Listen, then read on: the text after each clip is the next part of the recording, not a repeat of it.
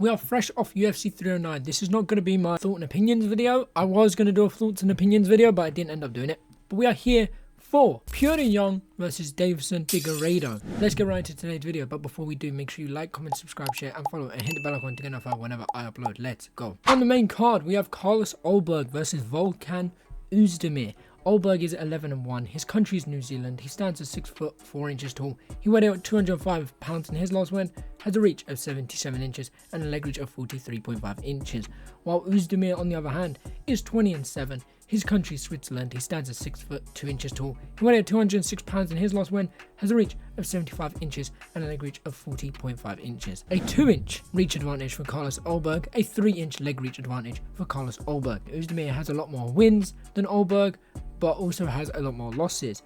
Now, height-wise, Carlos Ulberg is taller, so Ulberg should keep it on the feet, keep it striking, try and keep it range, and use his reach. But let's move on to win buys to see how they've got it done in their previous fights. 64% of Ulberg's wins are coming by knockout, 18% of them are coming by submission, 18% are coming by decision. An average fight time of 6 minutes and a knockdown average of 2. While Oezdemir, on the other hand, has a 72% KO TKO, 6% submission, 22% decision, with an average fight time sitting around 10 minutes and a knockdown average of 1. As you can tell very clearly, they both have knockouts. They both have some submissions. They both have some decisions. I believe Carlos Ulberg, if he needs to, should go for the submission, but I think his reach, plus with the KO and TKO percentage, should keep it on the feet, keep it long, keep it striking. Don't let Oezdemir get in close. Oezdemir, I think, needs to cut down the range, get on the inside, and strike. Yes, he can get him taken down, get the submission, but I think he should try and avoid it, not at all costs, but avoid it a little bit.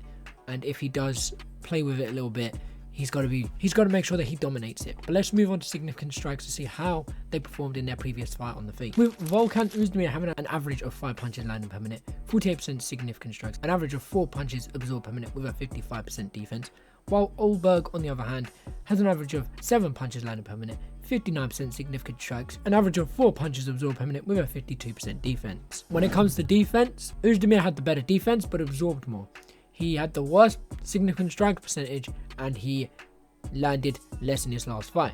Carlos Ulberg is going to be dangerous compared to Oezdemir in this one. Ulberg has a better output, but it's how does Oezdemir's defense compare up to Ulberg's striking? Can Ulberg throw out feints and make Oezdemir fight on them feints and then Ulberg catch him with something big? With Ulberg's higher percentage, although it's nearly 3 punches more, even if Oezdemir landed those 3 punches more, maybe he wouldn't have had a better significant strike percentage. So I think Ulberg could have less strikes in the next fight and have a better significant strike percentage than Oezdemir. But Oezdemir needs to hurt Ulberg quick, get on the inside and start working him. Ulberg needs to keep it at range, hurt Oezdemir on the back foot.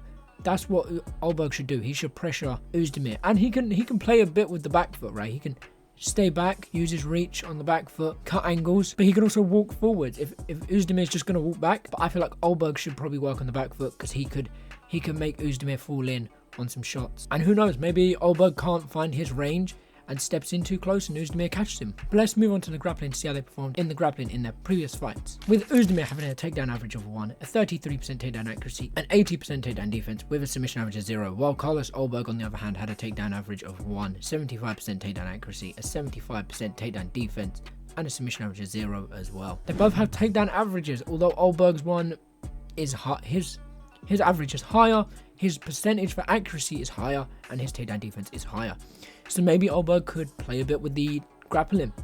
Oezdemir should use his 80% takedown defense and try and not use his takedowns, because Ulberg, I feel, would be better at defending them and keeping this fight on the feet. So I think, based off all the stats together, I think Ulberg should try and stay on the back foot, get Oezdemir to fall in, catch him at range so that you can get some point scoring there, cause some damage on the feet, but eventually get Oezdemir to fall in, get him down, go for a submission. But Ulberg can also keep it on the feet, keep it long, just go for a knockout there. But Oezdemir needs to probably get on the inside and, as risky it is, probably go for a takedown.